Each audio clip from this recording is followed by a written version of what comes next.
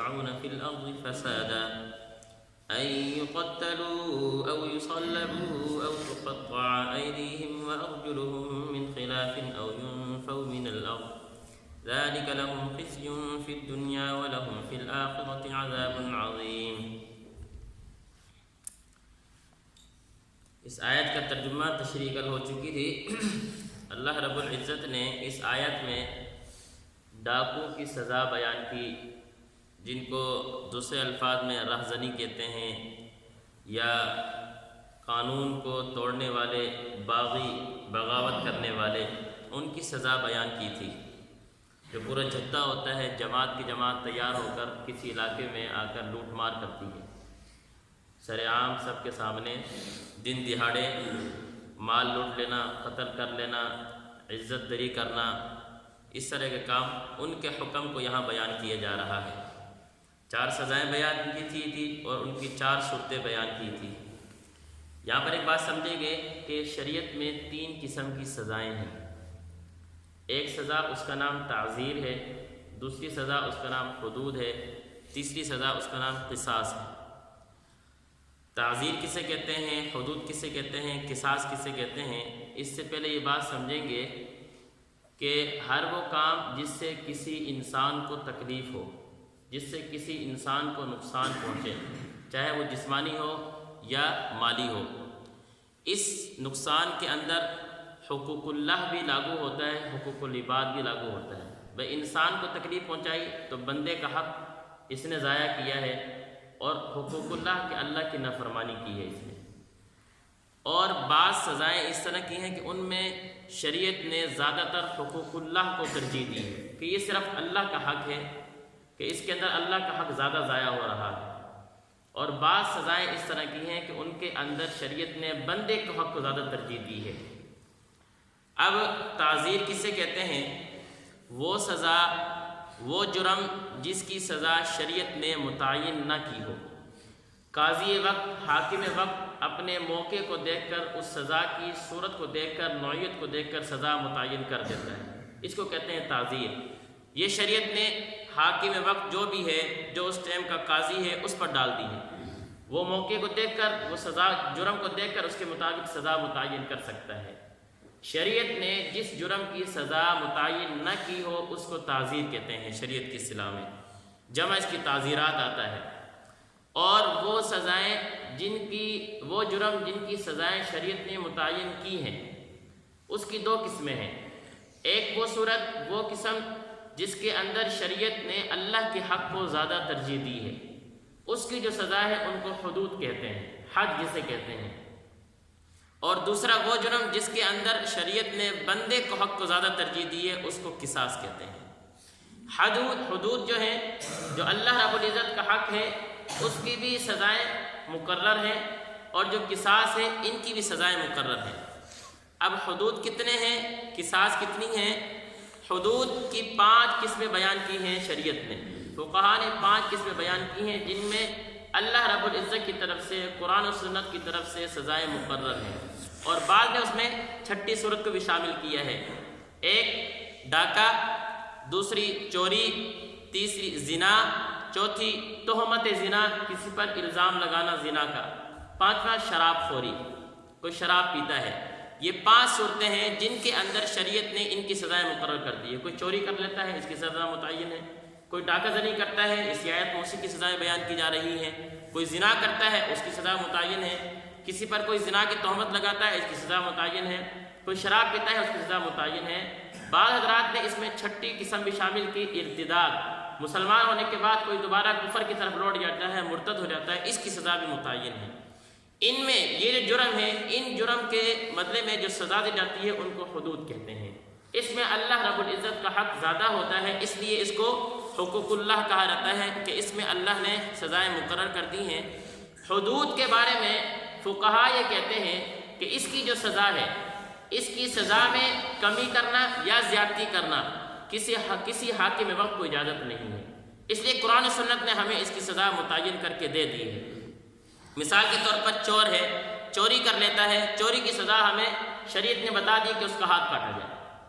اب کوئی حاکم یا کوئی جو ہے نا حکومت وقت وہ اس سزا کو ختم نہیں کر سکتا، اس لیے کہ شریعت نے یہ سزا متعین کر دی ہے اور جرم بھی بتا دیا کہ اس جرم میں اس کو یہ سزا دینی ہے۔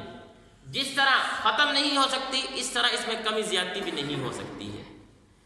اور دوسری جو بات ہے کہ آپ علیہ الصلاۃ والسلام نے فرمایا کہ جتنی یہ سزائیں سخت ہیں، بھئی کوئی چوری کر رہا ہے ہاتھ کاٹ دو، زنا کرتا ہے اس کو سنسار کر دو، سزا کتنی سخت ہے، اسی طرح اس سزا کے ثبوت میں شریعت نے اتنی رعایت کی ہے۔ مثال کے طور پر زنا پر کسی پر کوئی حد ہے اس نے زنا کیا ہے، شریعت نے کہا جب تک 4 گواہ نہ پیش ہو اس پر کیا ہے زنا ثابت نہیں ہو سکتا۔ تو جتنی سخت سزا ہے کہ زنا کی سزا سنسار کرنا، اس طرح اس کے ثبوت کے لیے بھی شریعت نے شرط جو رکھی ہے وہ شرط بھی کڑی ہے کہ جب تک 4 گواہ، 3 گواہ ہیں عادل ہیں سکہ ہیں جھوٹ نہیں بولتے، 3 آدمی آ کے گواہ دے دی ہے کہ اس نے زنا کیا ہے، لیکن چوتھا گواہ شریعت کی شرط پوری نہیں ہے، اس پر ہم خود نہیں حد نہیں لگا سکتے۔ تو جتنی سزا سخت ہے اتنا ہی شریعت نے اس سزا کے ثبوت کے لیے شرائط بھی کڑی رکھی ہیں۔ اس لیے حدود اللہ کے اندر جو اللہ رب العزت کے حق ہیں، جن کی سزائیں شریعت نے مقرر کر دی ہیں، ان کو نہ کوئی ختم کر سکتا ہے اور نہ ہی اس کا نہ کوئی کمی زیادتی کر سکتا ہے۔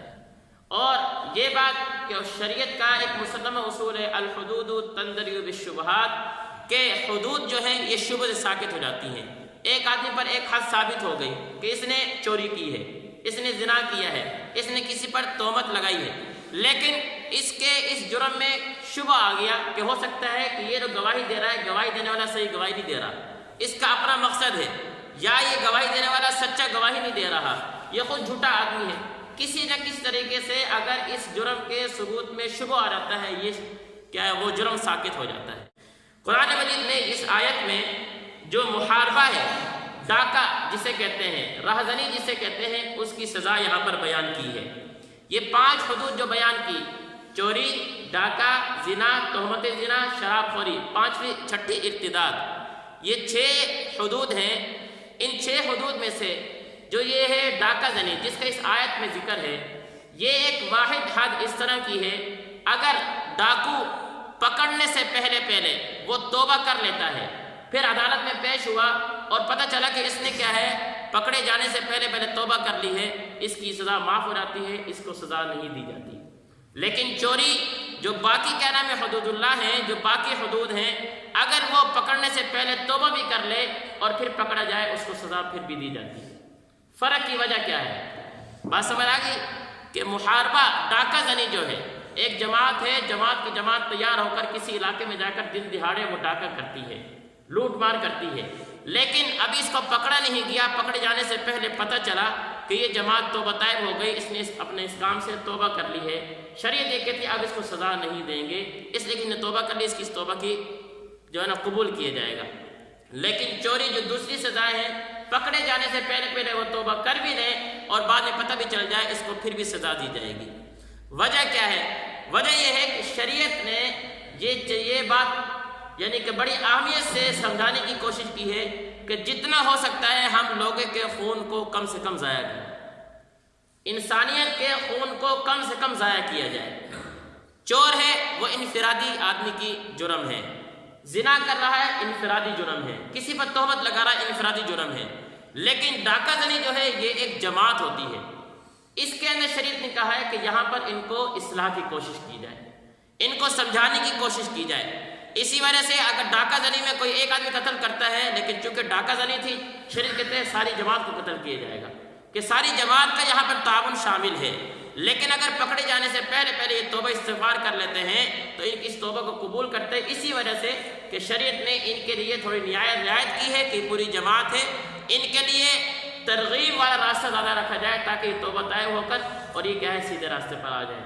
اس کی مثال سمجھیں گے، حضرت علی رضی اللہ تعالیٰ عنہ کے دور میں زید بن بدر ایک آدمی تھا، یہ حضرت زمانے میں یہاں سے چلا گیا تھا مدینہ سے، اور باہر جا کر اس نے قتل و غارت شروع کر دیا، لوگوں کو قتل کرتا، مارتا، لوٹ مار کرتا، لیکن بعد میں اس کے بارے میں پتہ چلا کہ یہ توبہ استغفار کر چکے، دوبارہ مدینہ واپس آیا، حضرت علی کو پتہ چلا انہوں نے معاف کر دیا کہ اب یہ توبہ کر چکا ہے، اس کو ہم کچھ نہیں کہیں گے۔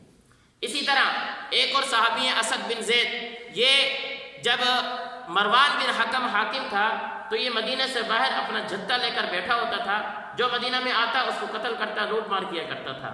لیکن ایک دفعہ یہ آیا تو اس کے کان میں ایک قاری کی تلاوت کرنے والے کی آواز پڑی، یا عبادی الذین اسرفوا علی انفسہم لا تقنطوا من رحمت اللہ، کہ اللہ کی رحمت سے کبھی بھی نا امید نہیں ہونا۔ جیسے اس کے کان میں یہ آواز پڑی، فوراً اس آدمی کے پاس گیا، کہا دوبارہ آیت پڑھ۔ اس نے دوبارہ پڑھی، آیا مدینہ میں، اور حضرت ابو ہریرہ کیا ہے صحابی موجود تھے، ان کے پاس آیا، کہا میں توبہ استغفار کرتا ہوں۔ یہ صحابی لے کر آئے مروان بن حکم کے پاس اور اگر کہا اس نے توبہ کر لی، اب اس کو سزا نہیں دی جائے گی۔ یعنی ڈاکہ زنی کرنے والا اگر وہ پکڑنے سے پہلے توبہ استغفار کر لیتا ہے، شریعت نے اس کے لیے یہ رعایت رکھی ہے کہ اب اس کی توبہ قبول کی جائے گی۔ باقی چور، جو زنا، جو اور چیزیں ہیں، ان کی توبہ قابل قبول نہیں ہے، ان کو پھر بھی سزا دی جاتی ہے۔ وجہ میں نے بیان کر دی ہے کہ یہاں چونکہ جماعت ہوتی ہے، شریعت نے یہ کہا ہے کہ جتنا ہم انسانیت کا خون کم بہائیں اس میں فائدہ زیادہ ہے، اس لیے اس طرح کی صورت اختیار کرنی چاہیے۔ اس لیے یہاں پر آیت ذکر کی، الا الذین تابوا من قبل ان تقدروا علیہم فاعلموا ان اللہ غفور رحیم۔ ہاں وہ لوگ اس سے مستثنا ہیں جو تمہارے قابو میں آنے سے پہلے توبہ کر لیں۔ تو ایسی صورت میں یہ جان رکھو کہ اللہ بہت بخشنے والا ہے، بڑا مہربان ہے، ان کو سزا نہیں دی جائے گی، ان کو معاف کر دیا جائے گا۔ باقی رہ گئی چوری والی، ان کے اندر چونکہ اللہ کا حق تھا، وہ انفرادی جرم تھا، ایک آدمی کا جرم ہے، اس کو اگر آپ چھوڑ دیں گے تو اس کی وجہ سے اور فساد آتا ہے، اس کو سزا دینا ضروری ہے، چاہے کیا نام ہے پکڑنے سے پہلے توبہ بھی کر لے۔ اللہ سمجھنے کی